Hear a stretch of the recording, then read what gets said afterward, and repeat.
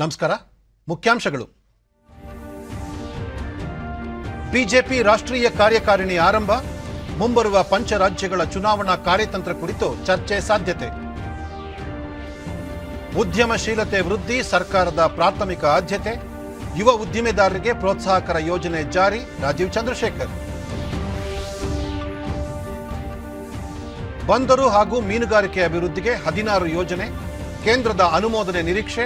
S ಅಂಗಾರ.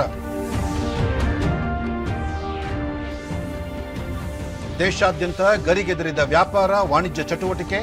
ಹಬ್ಬದ ಸಂದರ್ಭದಲ್ಲಿ 1.25 ಲಕ್ಷ ಕೋಟಿ ರೂಪಾಯಿ ಮೊತ್ತದ ವಹಿವಾಟು. ಪಿಯೂಷ್ ಗೋಯಲ್. ವಾರ್ತೆಗಳ ವಿವರ. ಭಾರತೀಯ ಜನತಾ ಪಕ್ಷದ ರಾಷ್ಟ್ರೀಯ ಕಾರ್ಯಕಾರಿಣಿ ಸಭೆ ದೆಹಲಿಯಲ್ಲಿಂದು ಆರಂಭವಾಗಿದೆ. ಪ್ರಧಾನಿ ನರೇಂದ್ರ ಮೋದಿ, ರಾಷ್ಟ್ರೀಯ ಅಧ್ಯಕ್ಷ ಜೆಪಿ ನಡ್ಡಾ, ಗೃಹ ಸಚಿವ ಅಮಿತ್ ಶಾ ಸೇರಿದಂತೆ ಕೇಂದ್ರ ಸಚಿವರಾದ ಪಿಯೂಷ್ ಗೋಯಲ್, ನರೇಂದ್ರ ಸಿಂಗ್ ತೋಮರ್, ಜೈಶಂಕರ್, ರಾಷ್ಟ್ರೀಯ ಪ್ರಧಾನ ಕಾರ್ಯದರ್ಶಿಗಳಾದ ಅರುಣ್ ಸಿಂಗ್, ಸಿಟಿ ರವಿ, ಉತ್ತರ ಪ್ರದೇಶ ಮುಖ್ಯಮಂತ್ರಿ ಯೋಗಿ ಆದಿತ್ಯನಾಥ್ ಮತ್ತಿತರರು ಸಭೆಯಲ್ಲಿ ಭಾಗವಹಿಸಲಿದ್ದಾರೆ. ಸಭೆಗೆ ಆಗಮಿಸಿದ ಆಹ್ವಾನಿತರಿಗೆ ಸಾಂಸ್ಕೃತಿಕ ಕಲಾ ತಂಡಗಳು ಸ್ವಾಗತ ಕೋರಿದವು. ಸಭೆಯಲ್ಲಿ ಇತ್ತೀಚೆಗೆ ದೇಶದಾದ್ಯಂತ ನಡೆದ ಉಪಚುನಾವಣೆ ಫಲಿತಾಂಶದ ಆತ್ಮಾವಲೋಕನ ಹಾಗೂ ಮುಂಬರುವ ಪಂಚರಾಜ್ಯಗಳ ಚುನಾವಣೆಗೆ ಸಜ್ಜಾಗುವ ಸಂಬಂಧ ಚರ್ಚೆಯಾಗುವ ಸಾಧ್ಯತೆ ಇದೆ. ಜೆಪಿ ನಡ್ಡಾ ಕಾರ್ಯಕಾರಿಣಿ ಉದ್ಘಾಟಿಸಲಿದ್ದು, ಪ್ರಧಾನಿ ನರೇಂದ್ರ ಮೋದಿ ಅವರು ಸಮಾರೋಪ ಭಾಷಣ ಮಾಡಲಿದ್ದಾರೆ. ಕೋವಿಡ್ ಶಿಷ್ಟಾಚಾರಗಳ ಹಿನ್ನೆಲೆಯಲ್ಲಿ ಹೈಬ್ರಿಡ್ ಮಾದರಿಯಲ್ಲಿ ಸಭೆಯನ್ನು ಆಯೋಜಿಸಲಾಗಿದ್ದು, ಕೆಲವು ನಾಯಕರು ಮಾತ್ರ ಭೌತಿಕವಾಗಿ ಸಭೆಯಲ್ಲಿ ಭಾಗವಹಿಸಲಿದ್ದಾರೆ. ಉಳಿದ ನಾಯಕರು ವರ್ಚುವಲ್ ರೂಪದಲ್ಲಿ ಭಾಗವಹಿಸಲಿದ್ದಾರೆ. ಮುಖ್ಯಮಂತ್ರಿ ಬಸವರಾಜ ಬೊಮ್ಮಾಯಿ ಹಾಗೂ ಮಾಜಿ ಮುಖ್ಯಮಂತ್ರಿಗಳಾದ ಬಿಎಸ್ ಯಡಿಯೂರಪ್ಪ, ಜಗದೀಶ್ ಶೆಟ್ಟರ್, ರಾಜ್ಯಾಧ್ಯಕ್ಷ ನಳಿನ್ ಕುಮಾರ್ ಕಟೀಲ್ ಸೇರಿದಂತೆ ದೇಶದ 36 ರಾಜ್ಯ ಕೇಂದ್ರಾಡಳಿತ ಪ್ರದೇಶಗಳಿಂದ ವರ್ಚುವಲ್ ಮೂಲಕ ಜನಪ್ರತಿನಿಧಿಗಳು ಭಾಗವಹಿಸಲಿದ್ದಾರೆ.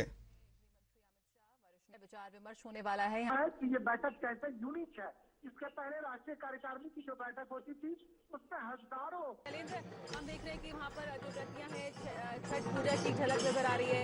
दक्षिण भारत के कलाकार जो है वो यहाँ पर बिखेर रही है.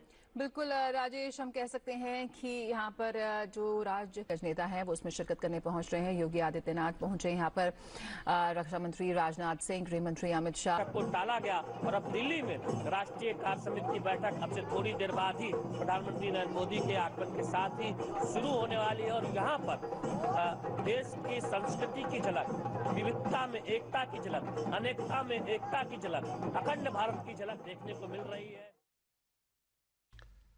ಉಪಚುನಾವಣೆ ಫಲಿತಾಂಶದ ಬೆನ್ನಲ್ಲೇ ಬಿಜೆಪಿ ಪಕ್ಷ ಸಂಘಟನೆ ದೃಷ್ಟಿಯಿಂದ ಜನಸ್ವರಾಜ್ ಯಾತ್ರೆಗೆ ಮುಂದಾಗಿದ್ದು, ಇದೇ 19ರಿಂದ 21ರವರೆಗೆ ನಾಯಕರು 4 ತಂಡಗಳಲ್ಲಿ ರಾಜ್ಯ ಪ್ರವಾಸ ಕೈಗೊಳ್ಳಲಿದ್ದಾರೆ. ಬಿಜೆಪಿ ರಾಜ್ಯಾಧ್ಯಕ್ಷ ನಳಿನ್ ಕುಮಾರ್ ಕಟೀಲ್, ಮಾಜಿ ಮುಖ್ಯಮಂತ್ರಿಗಳಾದ ಬಿಎಸ್ ಯಡಿಯೂರಪ್ಪ, ಜಗದೀಶ್ ಶೆಟ್ಟರ್ ಹಾಗೂ ಹಿರಿಯ ಸಚಿವ ಕೆಎಸ್ ಈಶ್ವರಪ್ಪ ನೇತೃತ್ವದಲ್ಲಿ ಜನಸ್ವರಾಜ್ ಯಾತ್ರೆಗೆ ತಂಡ ರಚಿಸಲಾಗಿದೆ. ಪ್ರತಿ ತಂಡದಲ್ಲೂ ಓರ್ವ ಕೇಂದ್ರ ಸಚಿವರು ಹಾಗೂ ರಾಜ್ಯದ ಸಚಿವರು, ಸಂಸದರು, ಶಾಸಕರು, ಪಕ್ಷದ ಉಪಾಧ್ಯಕ್ಷರು ಇರಲಿದ್ದು, ಪಕ್ಷದ ಪ್ರಧಾನ ಕಾರ್ಯದರ್ಶಿಗಳು ಸಂಚಾಲಕರಾಗಿ, ಕಾರ್ಯದರ್ಶಿಗಳು ಸಹ ಸಂಚಾಲಕರಾಗಿರುತ್ತಾರೆ. ಉಪರಾಷ್ಟ್ರಪತಿ ಎಂ ವೆಂಕಯ್ಯನಾಯ್ಡು ಅವರು 2 ದಿನಗಳ ಪ್ರವಾಸಕ್ಕಾಗಿ ನಿನ್ನೆ ಬಿಹಾರದ ಪಾಟ್ನಾ ತಲುಪಿದ್ದಾರೆ. ಪ್ರವಾಸದ ಸಮಯದಲ್ಲಿ ವೆಂಕಯ್ಯನಾಯ್ಡು ಅವರು ರಾಜ್ಯದ ಪೂರ್ವ ಚಂಪಾರಣ್ ಮತ್ತು ನಳಂದಾ ಜಿಲ್ಲೆಗಳಿಗೆ ಭೇಟಿ ನೀಡುವ ಕಾರ್ಯಕ್ರಮವಿದ್ದು, ಇಂದು ಅವರು ಪೂರ್ವ ಚಂಪಾರಣ್ ಜಿಲ್ಲೆಯ ಮೋತಿಹಾರಿಯಲ್ಲಿರುವ ಪಿಪ್ರಕೋತಿಯಲ್ಲಿ ಪಂಡಿತ್ ದೀನ್ ದಯಾಳ್ ಉಪಾಧ್ಯಾಯ ತೋಟಗಾರಿಕೆ ಮತ್ತು ಅರಣ್ಯ ಕಾಲೇಜಿನ ಆವರಣದಲ್ಲಿ ಡಾಕ್ಟರ್ ರಾಜೇಂದ್ರ ಪ್ರಸಾದ್ ಕೇಂದ್ರೀಯ ಕೃಷಿ ವಿಶ್ವವಿದ್ಯಾಲಯದ 2ನೇ ಘಟಿಕೋತ್ಸವವನ್ನು ಉದ್ದೇಶಿಸಿ ಮಾತನಾಡಲಿದ್ದಾರೆ. ಸಮಾರಂಭದಲ್ಲಿ ಕೃಷಿ ಮತ್ತು ಅದರ ಸಂಬಂಧಿತ ವಿಷಯಗಳ ಒಟ್ಟು 400 ವಿದ್ಯಾರ್ಥಿಗಳಿಗೆ ಪದವಿ ಪ್ರದಾನ ಮಾಡಲಾಗುವುದು. ನಂತರ ಅವರು ನಳಂದಾ ಜಿಲ್ಲೆಯ ನಳಂದಾ ವಿಶ್ವವಿದ್ಯಾಲಯದ ಆವರಣದಲ್ಲಿ 6ನೇ ಅಂತಾರಾಷ್ಟ್ರೀಯ ಧರ್ಮ ಸಮ್ಮೇಳನವನ್ನು ಉದ್ಘಾಟಿಸಲಿದ್ದಾರೆ. ವಿಶ್ವದಾದ್ಯಂತ ಸುಮಾರು 200 ಜನಪ್ರತಿನಿಧಿಗಳು, ತಜ್ಞರು, ಪ್ರತಿನಿಧಿಗಳು ಸಮ್ಮೇಳನದಲ್ಲಿ ಭಾಗವಹಿಸಲಿದ್ದಾರೆ. ಕೇಂದ್ರ ಉದ್ಯಮಶೀಲತೆ, ಕೌಶಲ್ಯಾಭಿವೃದ್ಧಿ, ಎಲೆಕ್ಟ್ರಾನಿಕ್ಸ್ ಮತ್ತು ತಂತ್ರಜ್ಞಾನ ಸಚಿವ ರಾಜೀವ್ ಚಂದ್ರಶೇಖರ್ ಬೆಂಗಳೂರಿನಲ್ಲಿ ನಿನ್ನೆ ಸ್ಟಾರ್ಟ್ಅಪ್ ಹಾಗೂ ಯುವ ಉದ್ಯಮಿಗಳೊಂದಿಗೆ ಸಂವಾದ ನಡೆಸಿದರು. ಇದೇ ವೇಳೆ ನವೋದ್ಯಮಿಗಳ ತಂತ್ರಜ್ಞಾನ ಮಾದರಿಗಳ ಪ್ರಾತ್ಯಕ್ಷಿಕೆಯನ್ನು ವೀಕ್ಷಿಸಿದರು.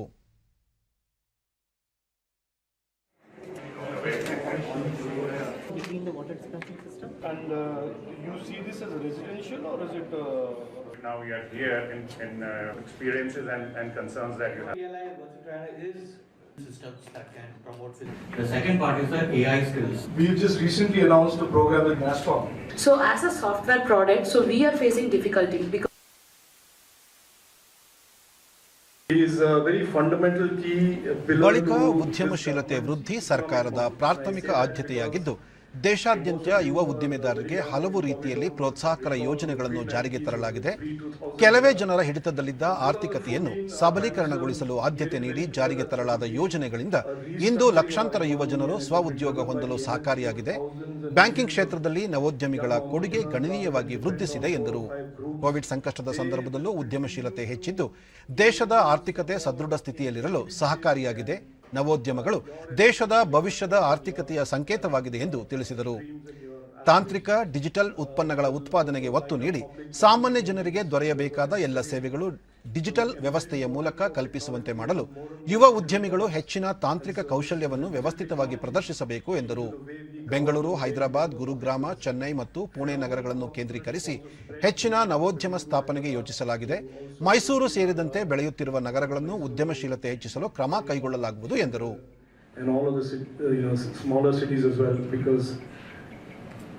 Whatever else the COVID has done, it has taught us the benefits and the advantages of remote working. And I'm hoping that this phenomenon of entrepreneurship plus remote working will move this energy to also other cities.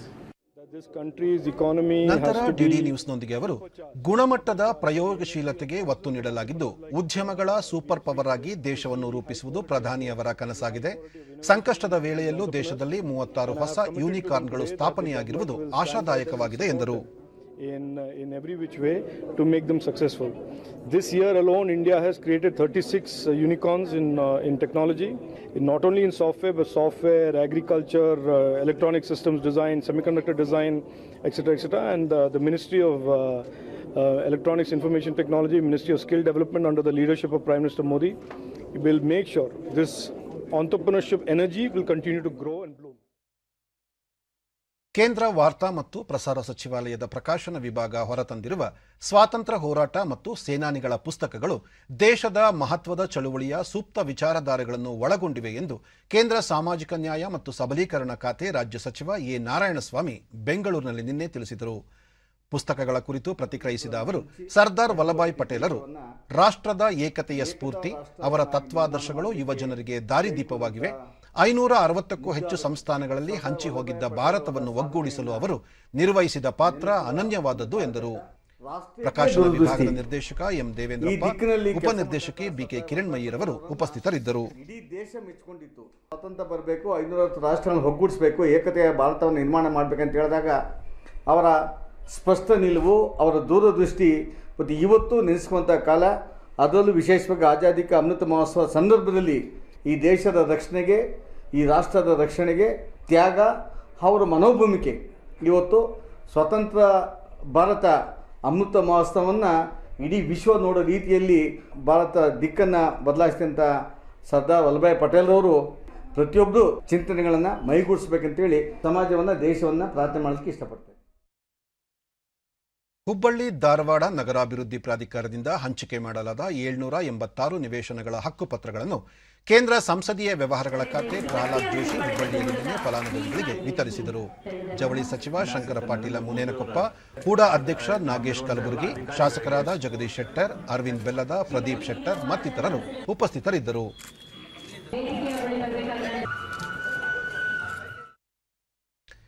ಬಳಿಕ ಪ್ರಹ್ಲಾದ್ ಜೋಶಿ, ದೇಶದಲ್ಲಿ ನಗರಗಳ ಬೆಳವಣಿಗೆ ತ್ವರಿತಗತಿಯಲ್ಲಿದ್ದು ನಗರ ಗ್ರಾಮೀಣ ಪ್ರದೇಶದಲ್ಲಿ ಜನವಸತಿ ಅನುಪಾತ ಸಮಾನ ಸ್ಥಿತಿಯತ್ತ ಸಾಗಿದೆ. ಹೀಗಾಗಿ ಮುಂದಿನ 25 ವರ್ಷಗಳ ದೂರಗಾಮಿ ಆಲೋಚನೆಗಳೊಂದಿಗೆ ನಗರಗಳ ವೈಜ್ಞಾನಿಕ ವಿನ್ಯಾಸದ ಕುರಿತು ವ್ಯವಸ್ಥಿತ ಕಾರ್ಯಯೋಜನೆಯನ್ನು ರೂಪಿಸಲಾಗುತ್ತಿದೆ ಎಂದರು. ನಗರಾಭಿವೃದ್ಧಿ ಪ್ರಾಧಿಕಾರಗಳಿಂದ ನಿವೇಶನ ಹಂಚಿಕೆ ಪ್ರಕ್ರಿಯೆ ಪಾರದರ್ಶಕವಾಗಿಸಲು ಅಗತ್ಯ ಕ್ರಮ ಕೈಗೊಳ್ಳಲಾಗಿದ್ದು ಸಾರ್ವಜನಿಕ ಆಕ್ಷೇಪಣೆಗಳನ್ನು ಗಮನದಲ್ಲಿರಿಸಿಕೊಂಡು ಅಧ್ಯಯನ ನಡೆಸಿ ವರದಿ ನೀಡಲು ಸಮಿತಿಯನ್ನು ನೇಮಿಸಲಾಗಿದೆ ಎಂದರು. ಇದರ ಬಗ್ಗೆ ಹೆಚ್ಚಿನ ಆದ್ಯತೆಯನ್ನು ಕೊಡಬೇಕು ಅನ್ನುವಂಥ ಆಗ್ರಹವನ್ನು ನಾವು ಮಾಡ್ತಾ ಇದ್ದೇವೆ. 2047ಕ್ಕೆ ದೇಶ ಹೇಗಿರಬೇಕು ಅನ್ನುವಂಥದ್ದು ಒಂದು ಕಲ್ಪನೆ ಮಾಡ್ಯಾರ. ಈಗಾಗಲೇ 5-6 ಮೀಟಿಂಗ್ಗಳು ಆಗಿದ್ದಾವೆ, ಅಧ್ಯಯನ ನಡೀತಾ ಇದೆ. ಅದಕ್ಕೆ ನಾನು ಮತ್ತೊಂದು ಆಗ್ರಹ ಪಡಿಸ್ತೀನಿ. ಟೌನ್ ಪ್ಲಾನಿಂಗ್, ನಮ್ಮ ಸಿಟಿ ಪ್ಲಾನಿಂಗ್ ಹೆಂಗಿರಬೇಕು ಅಂತ ಒಂದು ಗಂಭೀರವಾಗಿ ವಿಚಾರ ಮಾಡಿ. ಯಾರಿಗೆ ನಿವೇಶನ ಸಿಕ್ಕಾವ ಅವರು ಆದಷ್ಟು ಬೇಗ ಮನೆ ಕಟ್ಟಿಸಿ ಆ ಮನೆಯೊಳಗೆ ನಿಮ್ಮ ಸಂಸಾರ ಸುಖಮಯವಾಗಿ ನಡೆದು ಮಕ್ಕಳು, ಮೊಮ್ಮಕ್ಕಳು, ಬರೀ ಮೊಮ್ಮಕ್ಕಳೊಂದಿಗೆ ನೀವು ಬಾಳುವಂತೆ ಆಗಲಿ ಅಂತ ಹಾರೈಸಿ. ಮೀನುಗಾರಿಕೆ ಮತ್ತು ಬಂದರು ಇಲಾಖೆಯ 16 ಯೋಜನೆಗಳನ್ನು ಕೇಂದ್ರದ ಅನುಮೋದನೆಗಾಗಿ ಕಳುಹಿಸಲಾಗಿದೆ ಎಂದು ಮೀನುಗಾರಿಕೆ, ಬಂದರು ಮತ್ತು ಒಳನಾಡು ಸಾರಿಗೆ ಸಚಿವ ಎಸ್ ಅಂಗಾರ ತಿಳಿಸಿದರು. ಮಂಗಳೂರಿನಲ್ಲಿ ಸುದ್ದಿಗಾರರೊಂದಿಗೆ ಅವರು ಕಡಲ್ಕೊರೆತ, ಬಂದರು ಅಭಿವೃದ್ಧಿ, ಮೀನುಗಾರಿಕೆ, ಮಾರುಕಟ್ಟೆ, ಶೈತ್ಯಾಗಾರ ಇತ್ಯಾದಿಗಳನ್ನು ಅಭಿವೃದ್ಧಿಪಡಿಸಲು ವಿವಿಧ ಯೋಜನೆಗಳನ್ನು ತಯಾರಿಸಲಾಗಿದ್ದು ಕೇಂದ್ರ ಸರ್ಕಾರ ಅನುಮೋದನೆ ನೀಡುವ ಭರವಸೆ ಇದೆ ಎಂದು ತಿಳಿಸಿದರು. ಕಡಲ್ಕೊರೆತಕ್ಕೆ ಶಾಶ್ವತ ಪರಿಹಾರ ಕಂಡುಕೊಳ್ಳಲು ಚಿಂತಿಸಿದ್ದು ಆಧುನಿಕ ತಂತ್ರಜ್ಞಾನದ ಮೂಲಕ ತಡೆಗೋಡೆ ನಿರ್ಮಿಸಲು ಯೋಜನೆ ತಯಾರಿಸುವಂತೆ ಅಧಿಕಾರಿಗಳಿಗೆ ಸೂಚಿಸಲಾಗಿದೆ. ಬಂದರು ಮತ್ತು ಮೀನುಗಾರಿಕೆ ಅಭಿವೃದ್ಧಿಯಿಂದ ಮೀನುಗಾರರ ಆರ್ಥಿಕ ಅಭಿವೃದ್ಧಿ ಸಾಧ್ಯವಾಗಲಿದೆ ಎಂದು ಸಚಿವರು ತಿಳಿಸಿದರು. ನಾವು ಮತ್ತೆ ಅಲ್ಲಿ ನಮ್ಮ ಬೆಂಗಳೂರಿನ ಕಚೇರಿಯಲ್ಲಿ ನಾವು ಅದನ್ನು ಡೆಮೋ ಮಾಡುವಂಥ ಕೆಲಸವನ್ನು ಕೂಡ ಮಾಡ್ತೇವೆ. ಜಟ್ಟಿಯ ವಿಸ್ತರಣೆ ಮತ್ತು ಬಂದರಿನ ಅಭಿವೃದ್ಧಿಯನ್ನು ಕೂಡ ಮಾಡಬೇಕನ್ನುವಂಥ ದೃಷ್ಟಿಯಲ್ಲಿ ಕೂಡ ನಾವೀಗಾಗಲೇ ಗಮನ ಕೊಟ್ಟಿದ್ದೇವೆ. ಸ್ವಾಉದ್ಯೋಗಕ್ಕೆ ಹೆಚ್ಚು ಒತ್ತು ಕೊಡಬೇಕು ಅನ್ನುವ ದೃಷ್ಟಿಯಲ್ಲಿ ಕೂಡ ಒಳನಾಡು ಮೀನುಗಾರಿಕೆಗೆ ನಾವು ಗಮನವನ್ನು ಕೊಡುವ ಕೆಲಸವನ್ನು ಮಾಡ್ತೇವೆ. ಎಲ್ಲೆಲ್ಲಿ ಸ್ಥಳೀಕರಣದ ಘಟಕಗಳ ಅವಶ್ಯಕತೆ ಇದೆ, ಒಳನಾಡು ಮೀನುಗಾರಿಕೆ ಇರ್ಬೋದು ಅಥವಾ ಸಮುದ್ರಕ್ಕೆ ಸಂಬಂಧಪಟ್ಟಾಗೆ ಅಲ್ಲಿ ಆ ರೀತಿಯ ಯಾವ ಪ್ರಾಜೆಕ್ಟ್ ಅಂತ ತರಬೇಕು, ಈ ದಿಕ್ಕಿನಲ್ಲಿ ಕೂಡ ನಾವು ಯೋಚನೆ ಮಾಡುವಂಥ ಕೆಲಸವನ್ನು ಮಾಡ್ತೇವೆ. ಕೊರೋನಾ ನಂತರ ದೇಶದಾದ್ಯಂತ ವಾಣಿಜ್ಯ ಚಟುವಟಿಕೆಗಳು ಗರಿಗೆದರಿದ್ದು ದೀಪಾವಳಿ ಸಂದರ್ಭದಲ್ಲಿ ದಾಖಲೆ ಪ್ರಮಾಣದ ವಹಿವಾಟು ನಡೆದಿದೆ. 1.25 ಲಕ್ಷ ಕೋಟಿ ಮೊತ್ತದ ವಹಿವಾಟು ಹಬ್ಬದ ಸಂದರ್ಭದಲ್ಲಿ ನಡೆದಿದೆ ಎಂದು ಕೇಂದ್ರ ವಾಣಿಜ್ಯ ಸಚಿವ ಪಿಯೂಷ್ ಗೋಯಲ್ ತಿಳಿಸಿದ್ದು, ರಾಜಧಾನಿ ದೆಹಲಿಯಲ್ಲಿ 25,000 ಕೋಟಿ ರೂಪಾಯಿ ಮೊತ್ತದ ವಹಿವಾಟು ನಡೆದಿದೆ ಎಂದು ಹೇಳಿದರು. ಕೊರೋನಾ ನಂತರ ಇದೊಂದು ಆಶಾದಾಯಕ ಬೆಳವಣಿಗೆಯಾಗಿದ್ದು ಸಣ್ಣ ಮತ್ತು ಮಧ್ಯಮ ವ್ಯಾಪಾರಿಗಳು, ಕುಶಲಕರ್ಮಿಗಳು, ಸ್ಥಳೀಯ ಉದ್ಯಮಿಗಳಿಗೂ ಇದು ನೆರವಾಗಿದೆ ಎಂದು ತಿಳಿಸಿದರು. ಉತ್ತರ ಕನ್ನಡ ಜಿಲ್ಲೆಯ ಯಲ್ಲಾಪುರ ತಾಲೂಕಿನಲ್ಲಿ ಕನ್ನಡ ರಾಜ್ಯೋತ್ಸವ ಪ್ರಯುಕ್ತ 3 ದಿನಗಳ ಸಾಂಸ್ಕೃತಿಕ ಉತ್ಸವಕ್ಕೆ ಸಂಸದ ಅನಂತಕುಮಾರ್ ಹೆಗಡೆ ನಿನ್ನೆ ಚಾಲನೆ ನೀಡಿದರು. ಸಚಿವ ಶಿವರಾಮ್ ಹೆಬ್ಬಾರ್, ವಿಧಾನ ಪರಿಷತ್ ಸದಸ್ಯರಾದ ಸಂಕನೂರು, ಶಾಂತಾರಾಮ ಸಿದ್ದಿ ಸೇರಿದಂತೆ ಇತರರು ಉಪಸ್ಥಿತರಿದ್ದರು. ಬಳಿಕ ಅನಂತಕುಮಾರ್ ಹೆಗಡೆ, ನಮ್ಮೊಳಗಿನ ಸಂಸ್ಕೃತಿ ಜಾಗೃತವಾದಾಗ ನಮ್ಮ ದೇಶ ಬೆಳೆಯುತ್ತದೆ. ನಾವು ಸಂಸ್ಕೃತಿಗೆ ಮಹತ್ವ ನೀಡಿ ಅದನ್ನು ಬೆಳೆಸುವ ಕಾರ್ಯ ಮಾಡಬೇಕಿದೆ. ಪಾಶ್ಚಿಮಾತ್ಯರು ಇಂದು ನಮ್ಮ ಸಂಸ್ಕೃತಿಯನ್ನ, ನಮ್ಮ ದೀಪಾವಳಿಯನ್ನು ಆಚರಿಸುತ್ತಿದ್ದಾರೆ ಎಂದರೆ ಅದು ನಮ್ಮ ದೇಶದ ಹೆಮ್ಮೆ. ಒಂದು ದೇಶ ಬೆಳೆಯುವುದು ರಾಜಕೀಯದಿಂದಲೋ ಮತದಿಂದಲೋ ಅಲ್ಲ, ಅಲ್ಲಿನ ಸಂಸ್ಕೃತಿ ಸಂಸ್ಕಾರದಿಂದ ಮಾತ್ರ. ಅದನ್ನು ಬೆಳೆಸಿದಾಗ ನಮ್ಮ ಭಾರತೀಯತೆ ತಾನಾಗಿಯೇ ಬೆಳೆಯಲಿದೆ ಎಂದರು. ರಾಜಕೀಯದ ಜವಾಬ್ದಾರಿಯನ್ನು ನಾವು ನಿರ್ವಹಿಸಿರ್ಬೋದು, ಆದರೆ ಸಾಂಸ್ಕೃತಿಕ ಜವಾಬ್ದಾರಿ, ಸಾಮಾಜಿಕ ಹೊಣೆಗಾರಿಕೆ ಇದನ್ನ ವೋಟ್ ಒತ್ತೋದ್ರ ಮುಖಾಂತರ ಕೊಡ್ಲಿಕ್ಕೆ ಆಗುದಿಲ್ಲ. ಆ ಸಾಂಸ್ಕೃತಿಕ ತಾಣ ಅದು ಆಲಾಪನೆಯನ್ನು ಶುರು ಮಾಡಬೇಕು, ಅದು ಹೊಸ ರಾಗವನ್ನು ಶುರು ಮಾಡಬೇಕು. ಆಗ್ಲೇನೆ ನಮ್ಮ ಒಳಗಿನ ದೇಶ ಬೆಳೆಯುತ್ತೆ, ದೇಶ ಸುಭದ್ರ ಆಗುತ್ತೆ, ಸಂಸ್ಕೃತಿ ಸುಭದ್ರ ಆಗುತ್ತೆ. ಇದನ್ನ ನೆನಪಿಟ್ಕೊಂಡು ನಾವು ಹೋದ್ರೆ 35 ವರ್ಷಗಳ ಕಾಲ ಮಾಡಿರ್ತಕ್ಕಂಥ ತಪಸ್ಸಿಗೆ ನಾವು ಗೌರವವನ್ನು ಕೊಟ್ಟ ಹಾಗಾಗತ್ತೆ. ಅದಿಲ್ಲ ಅಂತಂದ್ರೆ ಕಣ್ಣಿಗೆ ಮಾತ್ರ ತೃಪ್ತಿ. ರಾಜ್ಯ ಚುನಾವಣಾ ಆಯೋಗ 2020-21ನೇ ಸಾಲಿನ ಮತದಾರರ ಪಟ್ಟಿ ಪರಿಷ್ಕರಣೆ ಕಾರ್ಯ ಹಮ್ಮಿಕೊಂಡಿದ್ದು, ಇದೇ 8ರಂದು ಮತದಾರರ ಕರಡು ಪಟ್ಟಿ ಪ್ರಕಟಿಸಲಾಗುವುದು ಎಂದು ಬಿಬಿಎಂಪಿ ವಿಶೇಷ ಆಯುಕ್ತ ಕೆಎ ದಯಾನಂದ್ ಅವರು ಬೆಂಗಳೂರಿನಲ್ಲಿ ನಿನ್ನೆ ತಿಳಿಸಿದ್ದಾರೆ. ಈ ಹಿನ್ನೆಲೆಯಲ್ಲಿ ಚುನಾವಣಾ ಆಯೋಗದ ಅಧಿಕಾರಿಗಳು ನವೆಂಬರ್ ತಿಂಗಳಲ್ಲಿ ಭಾನುವಾರವೂ ಕಾರ್ಯನಿರ್ವಹಿಸಲಿದ್ದಾರೆ. ಮತದಾರರು ಆಯಾ ವಾರ್ಡ್ ಮತಗಟ್ಟೆಗಳಲ್ಲಿ ಚುನಾವಣಾ ನೋಂದಣಿ ಅಧಿಕಾರಿಗಳು, ಮತಗಟ್ಟೆ ಅಧಿಕಾರಿಗಳನ್ನು ಸಂಪರ್ಕಿಸಿ ಪರಿಷ್ಕರಣೆ, ವರ್ಗಾವಣೆ ಮಾಡಿಕೊಳ್ಳಬಹುದು ಎಂದು ತಿಳಿಸಿದರು. ಮತದಾರರಾಗಿ ನೋಂದಾಯಿಸಿಕೊಳ್ಳಲು ಅರ್ಜಿ ಸಂಖ್ಯೆ 6, ಕೈಬಿಡಲು ಅರ್ಜಿ ಸಂಖ್ಯೆ 7, ವರ್ಗಾವಣೆಗೆ 8 ಮತ್ತು 8A ಅರ್ಜಿಗಳನ್ನು ನೀಡಿ ಪರಿಷ್ಕರಣೆ ಮಾಡಿಕೊಳ್ಳಬಹುದು ಎಂದು ತಿಳಿಸಿದರು. ರಾಜ್ಯ ಚುನಾವಣಾ ಆಯೋಗ ಇಂದಿನಿಂದ 1 ತಿಂಗಳುಗಳ ಕಾಲ ಮತದಾರರ ಪಟ್ಟಿಗೆ ವಿಶೇಷ ಸಂಕ್ಷಿಪ್ತ ಪರಿಷ್ಕರಣೆ ಕಾರ್ಯ ಹಮ್ಮಿಕೊಂಡಿದೆ. ERO ಆಫೀಸ್ನಲ್ಲಿ ಇರ್ತಾರೆ. ಅಲ್ಲಿ ಜನ ಹೋಗಿ ಆ ಭಾನುವಾರ ತಮ್ಮ ಹೆಸರನ್ನ ನೋಂದಾಯಿಸಿಕೊಳ್ಳಿಕ್ಕೆ ಫಾರ್ಮ್ 6 ಅಥವಾ ಹೆಸರನ್ನ ಕೈ ಬಿಡಲಿಕ್ಕೆ ಫಾರ್ಮ್ 7 ಅಥವಾ ಹೆಸರನ್ನ ಬದಲಾವಣೆಯನ್ನು ಮಾಡಿಕೊಳ್ಳಿಕ್ಕೆ 8A 8 ಮತ್ತು 8A ಕೊಡಲಿಕ್ಕೆ ಅವಕಾಶಗಳಿರ್ತದೆ. ಕೊಟ್ಟು ತಮ್ಮ ಹೆಸರನ್ನ ಸರಿಪಡಿಸ್ಕೋಬಹುದು, ನೋಡ್ಕೋಬಹುದು. ಮತದಾರ ಚುನಾವಣಾ ಆಯೋಗ ಒಂದು ವಿಶೇಷವಾಗಿ ಹಾರ್ಡ್ ಪ್ರತಿಯಲ್ಲಿ ಫಾರ್ಮ್ 6, 7, 8, 8A ಕೊಡೋದಕ್ಕಿಂತ ಆನ್ಲೈನ್ ಮೂಲಕ, ನೀವು ಮೊಬೈಲ್ ಮೂಲಕ ಮನೆಯಲ್ಲೇ ಸಬ್ಮಿಟ್ ಮಾಡಲಿಕ್ಕೆ ಹೆಚ್ಚಿನ ಒತ್ತು ಕೊಡಿ ಅಂತ ಹೇಳಿ ಈ ಬಾರಿ ದೇಶದಲ್ಲಿ ಕಳೆದ 24 ಗಂಟೆಗಳಲ್ಲಿ 10,853 ಹೊಸ ಕೊರೋನಾ ಸೋಂಕು ಪ್ರಕರಣಗಳು ದಾಖಲಾಗಿದ್ದು, ನಿನ್ನೆ ಒಂದೇ ದಿನ 12,432 ಮಂದಿ ಆಸ್ಪತ್ರೆಯಿಂದ ಬಿಡುಗಡೆಯಾಗಿದ್ದಾರೆ. ಇದರೊಂದಿಗೆ ಒಟ್ಟಾರೆ ಗುಣಮುಖರಾದವರ ಸಂಖ್ಯೆ 3,37,49,900ಕ್ಕೆ ಹೆಚ್ಚಳವಾಗಿದೆ. ಚೇತರಿಕೆ ಪ್ರಮಾಣ 98.24%. 1,44,845 ಸಕ್ರಿಯ ಪ್ರಕರಣಗಳಿವೆ. ಈ ಪ್ರಮಾಣ 0.42%. ಕಳೆದ 24 ಗಂಟೆಗಳಲ್ಲಿ 526 ಮಂದಿ ಮೃತಪಟ್ಟಿದ್ದು, ಒಟ್ಟು ಮೃತಪಟ್ಟವರ ಸಂಖ್ಯೆ 4,60,791ಕ್ಕೆ ಏರಿಕೆಯಾಗಿದೆ. ಈ ಪ್ರಮಾಣ 1.34%. ವಿಶ್ವದಲ್ಲೇ ಅತಿ ಹೆಚ್ಚು ಲಸಿಕೆ ನೀಡಿರುವ ದೇಶಗಳ ಪೈಕಿ ಭಾರತ ಮುಂಚೂಣಿಯಲ್ಲಿದೆ. ಇದುವರೆಗೆ ದೇಶಾದ್ಯಂತ ಒಟ್ಟು 108,21,66,365 ಡೋಸ್ ಲಸಿಕೆ ನೀಡಲಾಗಿದೆ. ನಿನ್ನೆ ಒಂದೇ ದಿನ 28,40,174 ಡೋಸ್ ಲಸಿಕೆ ನೀಡಲಾಗಿದೆ ಎಂದು ಕೇಂದ್ರ ಆರೋಗ್ಯ ಸಚಿವಾಲಯ ತಿಳಿಸಿದೆ. ದೇಶದಲ್ಲಿ ಕೊರೋನಾ ಮಾದರಿಗಳ ಪರೀಕ್ಷಾ ಸಾಮರ್ಥ್ಯದಲ್ಲಿ ನಿರಂತರ ಹೆಚ್ಚಳ ಮಾಡಲಾಗುತ್ತಿದ್ದು, ಇದುವರೆಗೆ ಒಟ್ಟು 61,48,85,747 ಮಂದಿಗೆ ಕೊರೋನಾ ಮಾದರಿ ಪರೀಕ್ಷೆ ನಡೆಸಲಾಗಿದೆ. ನಿನ್ನೆ ಒಂದೇ ದಿನ 9,19,996 ಮಂದಿಯ ಮಾದರಿ ಪರೀಕ್ಷೆ ಮಾಡಲಾಗಿದೆ ಎಂದು ಭಾರತೀಯ ವೈದ್ಯಕೀಯ ಸಂಶೋಧನಾ ಮಂಡಳಿ ICMR ತಿಳಿಸಿದೆ.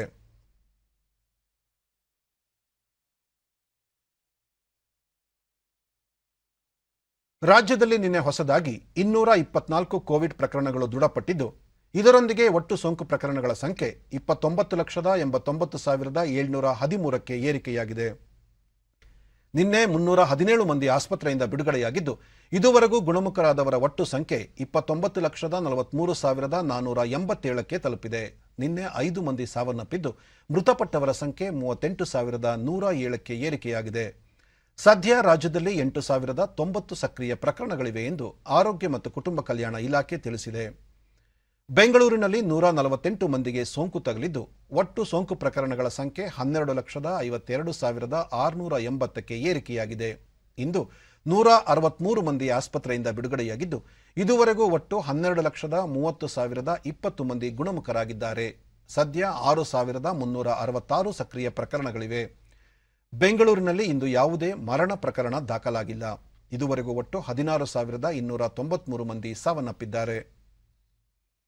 ಬಾಗಲಕೋಟೆ, ಬಳ್ಳಾರಿ, ಚಿಕ್ಕಬಳ್ಳಾಪುರ, ಧಾರವಾಡ, ಗದಗ, ಹಾವೇರಿ, ಕಲಬುರಗಿ, ಕೊಪ್ಪಳ, ರಾಯಚೂರು, ರಾಮನಗರ, ವಿಜಯಪುರ ಮತ್ತು ಯಾದಗಿರಿ ಜಿಲ್ಲೆಗಳಲ್ಲಿ ಯಾವುದೇ ಸೋಂಕು ಪ್ರಕರಣಗಳು ವರದಿಯಾಗಿಲ್ಲ.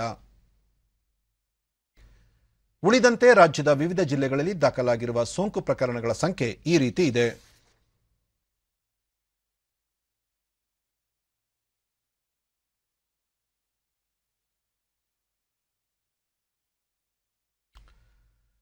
ತಂತ್ರಜ್ಞಾನ ಕ್ಷೇತ್ರದಲ್ಲಿ ಸಾಧನೆ ಮಾಡಿದ ಎಂಎಲ್ ಮಾದಯ್ಯನವರ ಆತ್ಮಕತೆ ಜೀವನ ಸೌಧ ಹಳ್ಳಿ ಹೈದನ ತಾಂತ್ರಿಕತೆ ಗಾದೆ ಪುಸ್ತಕ ಬಿಡುಗಡೆ ಕಾರ್ಯಕ್ರಮ ರಾಮನಗರದ ಶತಮಾನೋತ್ಸವ ಭವನದಲ್ಲಿ ನಿನ್ನೆ ನಡೆಯಿತು.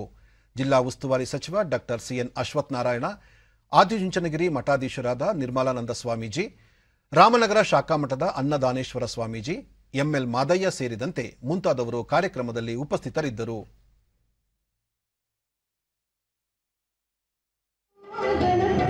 ನಮ್ಮ ಯೋಗೇಶ್ವರ ಅವರಿಗೆ ಬಳಿಕ ಅಶ್ವತ್ಥನಾರಾಯಣರವರು ಎಂಎಲ್ ಮಾದಯ್ಯನವರ ಸಾಧನೆ ಸ್ಮರಿಸಿ, ಅವರ ಆದರ್ಶ ಮತ್ತು ಸಾಧನೆಗಳು ಯುವ ಜನತೆಗೆ ಸ್ಫೂರ್ತಿಯಾಗಿದೆ ಎಂದರು.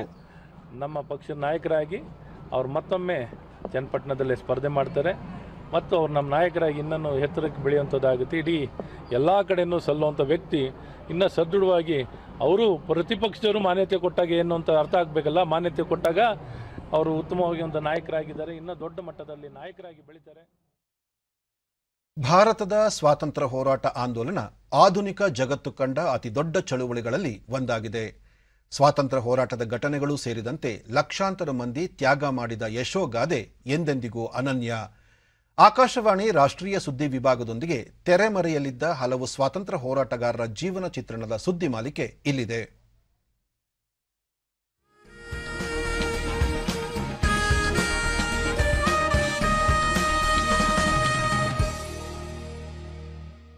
ಮಂಗಲ್ದಾಸ್ ಪಕ್ವಾಸ ಅವರು ಜನಿಸಿದ್ದು 1882ರ ಮೇ 7ರಂದು ಮುಂಬೈನಲ್ಲಿ. 1903ರಲ್ಲಿ ಬಾಂಬೆ ವಿಶ್ವವಿದ್ಯಾಲಯದಿಂದ ಪದವಿ ಪಡೆದರು ಮತ್ತು ಹಿಂದೂ ಕಾನೂನು ವಿಭಾಗದಲ್ಲಿ ಅರ್ನಾಲ್ಡ್ ವಿದ್ಯಾರ್ಥಿ ವೇತನದಲ್ಲಿ ಕಾನೂನು ಅಧ್ಯಯನವನ್ನು ಪೂರ್ಣಗೊಳಿಸಿದರು. ಸ್ವಾತಂತ್ರ್ಯ ಸಂಗ್ರಾಮದ ಚಳವಳಿಗೆ ಸೇರಿದರು ಮತ್ತು ಅಸಹಕಾರ ಚಳವಳಿಯ ಸಂದರ್ಭದಲ್ಲಿ ದಂಡಿ ಮೆರವಣಿಗೆಯಲ್ಲಿ ಭಾಗವಹಿಸಲು ತಮ್ಮ ಯಶಸ್ವಿ ವಕೀಲಿ ವೃತ್ತಿ ಜೀವನವನ್ನು ತೊರೆದರು. ಅವರನ್ನು ಈ ಸಮಯದಲ್ಲಿ ಬಂಧಿಸಿ ಜೈಲಿಗೆ ಕಳುಹಿಸಲಾಯಿತು. ಮಂಗಲ್ದಾಸ್ ಅಖಿಲ ಭಾರತೀಯ ಗ್ರಾಮೋದ್ಯೋಗ ಸಂಘದ ಒಬ್ಬ ಪ್ರಮುಖ ಸದಸ್ಯರಾಗಿದ್ದರು ಮತ್ತು ಇದರ ಗೌರವ ಕಾನೂನು ಸಲಹೆಗಾರರಾಗಿಯೂ ಸೇವೆ ಸಲ್ಲಿಸಿದ್ದರು. ಸ್ವಾತಂತ್ರ್ಯ ನಂತರ ಅವರು ಸಾಮಾಜಿಕವಾಗಿ ಮತ್ತು ರಾಜಕೀಯವಾಗಿ ಸಕ್ರಿಯರಾಗಿದ್ದರು ಹಾಗೂ ಬಾಂಬೆ ವಿಧಾನ ಪರಿಷತ್ನ ಸದಸ್ಯರಾದರು.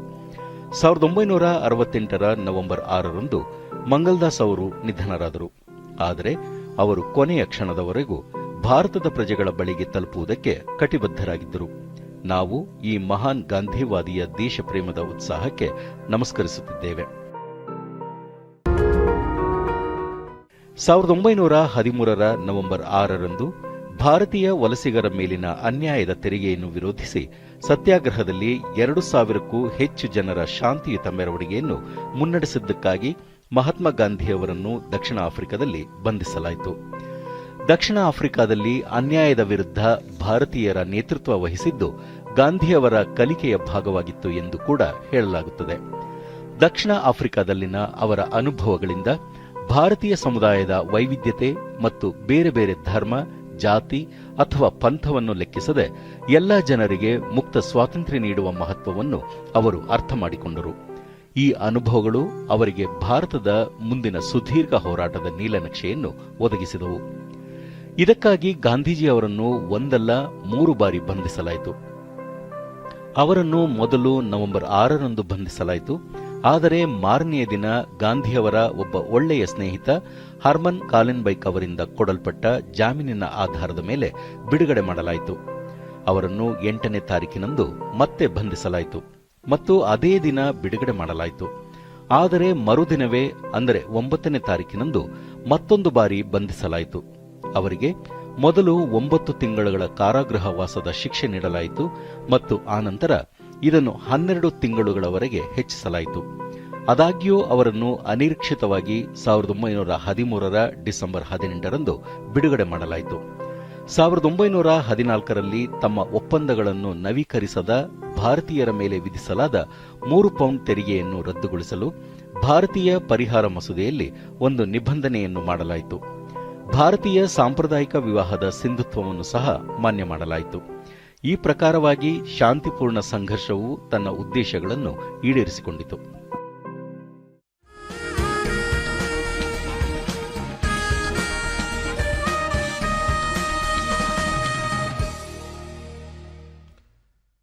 ಐಸಿಸಿ ಟಿ20 ವಿಶ್ವಕಪ್ ಟೂರ್ನಿಯಲ್ಲಿ ನಿನ್ನೆ ನಡೆದ ಪಂದ್ಯ ವೆಸ್ಟ್ ಇಂಡೀಸ್ ವಿರುದ್ಧ ಆಸ್ಟ್ರೇಲಿಯಾ 8 ವಿಕೆಟ್ ಅಂತರದ ಗೆಲುವು ಸಾಧಿಸಿದೆ. ಮೊದಲು ಬ್ಯಾಟ್ ಮಾಡಿದ ವೆಸ್ಟ್ ಇಂಡೀಸ್ ನಿಗದಿತ 20 ಓವರ್ಗಳಲ್ಲಿ 7 ವಿಕೆಟ್ ಕಳೆದುಕೊಂಡು 157 ರನ್ ಗಳಿಸಿತು. 158 ರನ್ಗಳ ಗೆಲುವಿನ ಗುರಿ ಬೆನ್ನತ್ತಿದ ಆಸ್ಟ್ರೇಲಿಯಾ ತಂಡ 16.2 ಓವರ್ಗಳಲ್ಲಿ 2 ವಿಕೆಟ್ ಕಳೆದುಕೊಂಡು 161 ರನ್ ಗಳಿಸಿ ಜಯ ಸಾಧಿಸಿತು. ನಿನ್ನೆ ನಡೆದ ಮತ್ತೊಂದು ಪಂದ್ಯದಲ್ಲಿ ದಕ್ಷಿಣ ಆಫ್ರಿಕಾ ಇಂಗ್ಲೆಂಡ್ ವಿರುದ್ಧ 11 ರನ್ಗಳ ಗೆಲುವು ಸಾಧಿಸಿದೆ. ಇಂದು ಅಬುಧಾಬಿಯಲ್ಲಿ ನ್ಯೂಜಿಲೆಂಡ್ ಹಾಗೂ ಅಫ್ಘಾನಿಸ್ತಾನ ತಂಡ ಮುಖಾಮುಖಿಯಾಗಲಿದೆ. ಈ ಪಂದ್ಯ ಭಾರತದ ಪಾಲಿಗೆ ನಿರ್ಣಾಯಕವೆನಿಸಿದೆ, ಏಕೆಂದರೆ ಭಾರತದ ಸೆಮಿಫೈನಲ್ ಕನಸು ಈ ಪಂದ್ಯದ ಫಲಿತಾಂಶವನ್ನು ಅವಲಂಬಿಸಿದೆ. ನ್ಯೂಜಿಲೆಂಡ್ ತಂಡದ ವಿರುದ್ಧ ಅಫ್ಘಾನಿಸ್ತಾನ ಗೆಲುವು ಸಾಧಿಸಿದರೆ ವಿರಾಟ್ ಕೊಹ್ಲಿ ಬಳಗದ ಸೆಮಿಫೈನಲ್ ಕನಸು ಚಿಗುರೊಡೆಯಲಿದೆ. ಸೂಪರ್ 12 ಹಂತದಲ್ಲಿ ನ್ಯೂಜಿಲೆಂಡ್ ಗೆದ್ದರೆ 8 ಅಂಕಗಳೊಂದಿಗೆ ಪಾಕಿಸ್ತಾನದ ಜೊತೆಗೆ 2ನೇ ತಂಡವಾಗಿ ಸೆಮಿಫೈನಲ್ ಪ್ರವೇಶಿಸಲಿದೆ.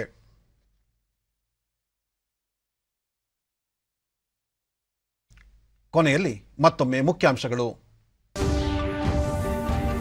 ಬಿಜೆಪಿ ರಾಷ್ಟ್ರೀಯ ಕಾರ್ಯಕಾರಿಣಿ ಆರಂಭ, ಮುಂಬರುವ ಪಂಚರಾಜ್ಯಗಳ ಚುನಾವಣಾ ಕಾರ್ಯತಂತ್ರ ಕುರಿತು ಚರ್ಚೆ ಸಾಧ್ಯತೆ. ಉದ್ಯಮಶೀಲತೆ ವೃದ್ಧಿ ಸರ್ಕಾರದ ಪ್ರಾಥಮಿಕ ಆದ್ಯತೆ, ಯುವ ಉದ್ದಿಮೆದಾರರಿಗೆ ಪ್ರೋತ್ಸಾಹಕರ ಯೋಜನೆ ಜಾರಿ, ರಾಜೀವ್ ಚಂದ್ರಶೇಖರ್. ಬಂದರು ಹಾಗೂ ಮೀನುಗಾರಿಕೆ ಅಭಿವೃದ್ಧಿಗೆ 16 ಯೋಜನೆ, ಕೇಂದ್ರದ ಅನುಮೋದನೆ ನಿರೀಕ್ಷೆ, ಎಸ್ ಅಂಗಾರ. ದೇಶಾದ್ಯಂತ ಗರಿಗೆದರಿದ ವ್ಯಾಪಾರ ವಾಣಿಜ್ಯ ಚಟುವಟಿಕೆ, ಹಬ್ಬದ ಸಂದರ್ಭದಲ್ಲಿ 1.25 ಲಕ್ಷ ಕೋಟಿ ರೂಪಾಯಿ ಮೊತ್ತದ ವಹಿವಾಟು, ಪಿಯೂಷ್ ಗೋಯಲ್. ನಮ್ಮ ವಾರ್ತಾ ಪ್ರಸಾರವನ್ನು ನೀವು ಡಿಡಿ ಚಂದನ ನ್ಯೂಸ್ ಯೂಟ್ಯೂಬ್ ಚಾನೆಲ್ನಲ್ಲೂ ವೀಕ್ಷಿಸಬಹುದು. ವ್ಯಕ್ತಿಗತ ಅಂತರ ಕಾಪಾಡಿಕೊಳ್ಳುವುದರೊಂದಿಗೆ ನೀವು ಸುರಕ್ಷಿತವಾಗಿರಿ, ನಿಮ್ಮವರನ್ನು ಸುರಕ್ಷಿತವಾಗಿರಿಸಿ. ನೈರ್ಮಲ್ಯಕ್ಕೆ ಆದ್ಯತೆ ನೀಡುವುದರ ಜೊತೆಗೆ ಕೋವಿಡ್-19 ಮಾರ್ಗಸೂಚಿಗಳನ್ನು ತಪ್ಪದೇ ಪಾಲಿಸಿ. ನಮ್ಮ ಮುಂದಿನ ವಾರ್ತಾ ಪ್ರಸಾರ ಮಧ್ಯಾಹ್ನ 1 ಗಂಟೆಗೆ. ನಮಸ್ಕಾರ.